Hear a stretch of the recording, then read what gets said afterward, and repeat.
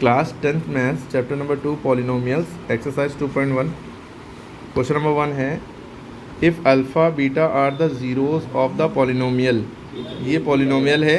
देखिए वैसे अगर आपको देखा जाए तो इसकी डिग्री कितनी है 2, तो इस हिसाब से आप कहेंगे ये क्वाड्रेटिक पॉलिनोमियल है। अगर टर्म के हिसाब से देखें 1 2 3 टर्म है तो ट्राइनोमियल है। ठीक है, तो अल्फ़ा बीटा ये इसके ज़ीरोज़ है, यानी इसके ज़ीरोज़ हैं इस इक्वेशन के।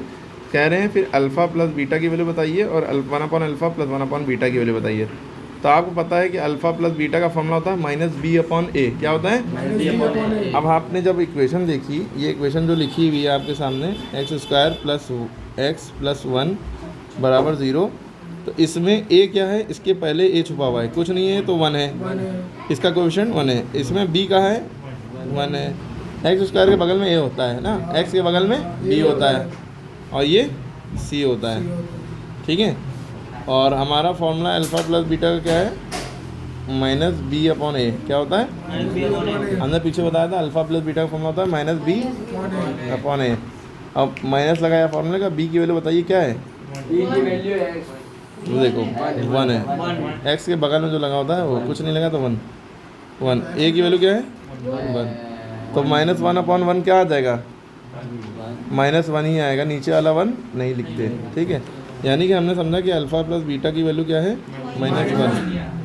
अब आगे हमें क्या निकाला? 1 upon alpha plus 1 upon beta है ना, तो हमने यूँ किया 1 अपॉन अल्फ़ा, ये दूसरा है, प्लस 1 अपॉन बीटा। अगर आप इसको फर्दर सॉल्व करेंगे तो इन दोनों का एलसीएम लेंगे, अल्फ़ा बीटा का क्या आ जाएगा? Alpha beta. फिर इसके बाद ये इधर गया, ये इधर गया है ना, बीटा प्लस अल्फ़ा हो गया ना, बीटा वन बीटा अल्फ़ा।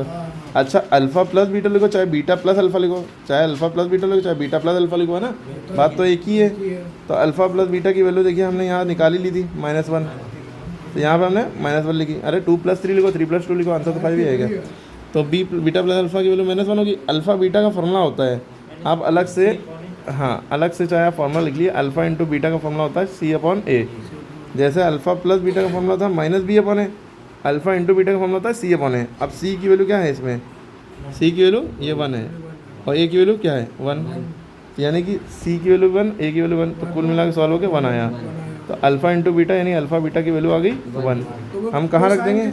नहीं, क्योंकि इसके फॉर्मूले में माइनस आता है अल्फ़ा प्लस बीटा के, लेकिन इसके फॉर्मूले में माइनस नहीं आता है, C अपॉन ए डायरेक्ट। तो 1 आई तो 1 लिख दी। फिर हमने देखा कि जब हम इसको सॉल्व करेंगे तो क्या आएगा? -1। सॉल्व क्या करेंगे? डायरेक्ट ही लिख सकते हैं, नीचे 1 छोड़ देंगे। इसका आंसर भी -1 आया, इसका भी आंसर -1 आएगा। ये पहला क्वेश्चन था।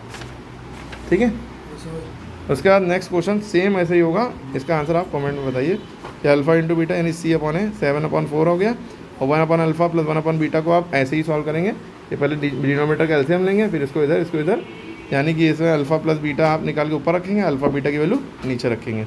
एक बार अल्फ़ा बीटा की अलग निकाल चुके होंगे। ठीक है, बाकी नेक्स्ट वीडियो में बताते हैं।